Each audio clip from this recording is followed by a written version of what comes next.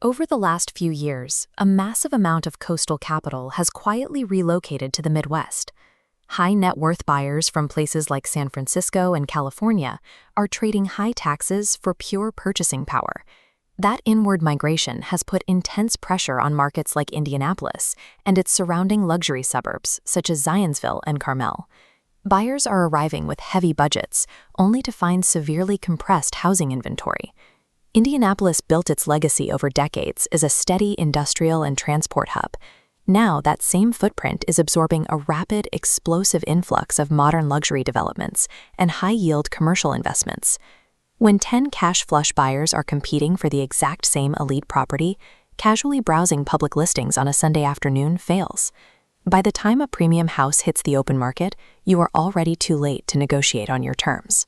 Surviving this kind of hyper-competitive environment requires a specialized approach to real estate. You must upgrade your tier of representation. Most buyers default to a standard real estate agent. Think of them as a tour guide. They set up automated online alerts, open doors for showings, and facilitate the basic paperwork of a standard transaction. Then there is the deal architect. Professionals like Cara Conde act as market strategists, designing complex acquisitions and engineering deals before they ever become public knowledge. If we plot transaction complexity on the bottom and market access on the side, the deal architect sits isolated in the top right. This tier handles operations requiring deep financial literacy, executing 1031 tax exchanges, structuring Delaware statutory trusts, and securing private, off-market estates. Securing premium assets at this tier requires you to operate with a high level of financial readiness and deep operational trust. Let's examine the first major strategy a deal architect employs: identifying unlisted luxury real estate in enclaves like Zionsville or the waterfronts of Geist. Instead of waiting for a house to appear online and engaging in a bidding war against a dozen other buyers, this approach leverages the agent's private network to find sellers who haven't publicly listed yet. Let's look at this comparison table, starting with off-market acquisition. Input required: hand over browsing control to your agent's private network and move immediately. Outcome: securing elite estates without fighting public competition. Trade-off: operating without public comparable sales, with capital ready instantly. Off-market buying prioritizes private access over the comfort of public data. The second major strategy involves executing an interstate relocation from a high-tax state like California or Illinois straight into Indiana.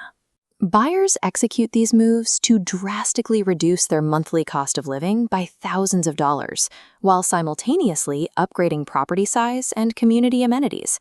Let's analyze interstate relocation on our table. Input: total financial transparency and heavy reliance on your agent as a cultural proxy.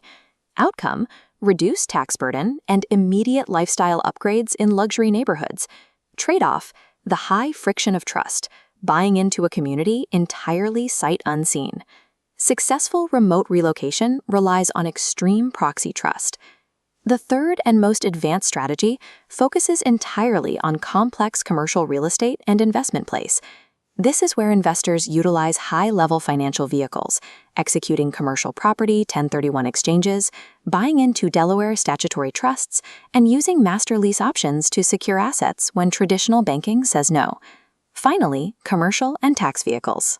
Engaging in heavy financial engineering, strict legal structuring, and accepting temporary illiquidity.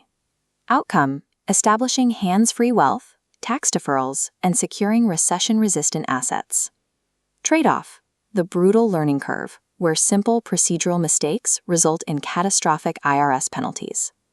At this specific tier of complexity, you are hiring a financial strategist who simply happens to hold a real estate license.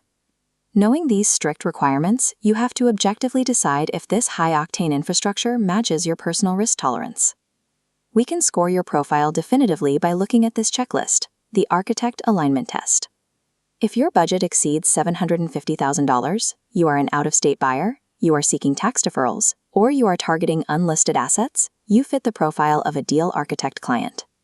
However, casual, slow-paced weekend browsers looking for a standard home on the public market should avoid this tier of representation.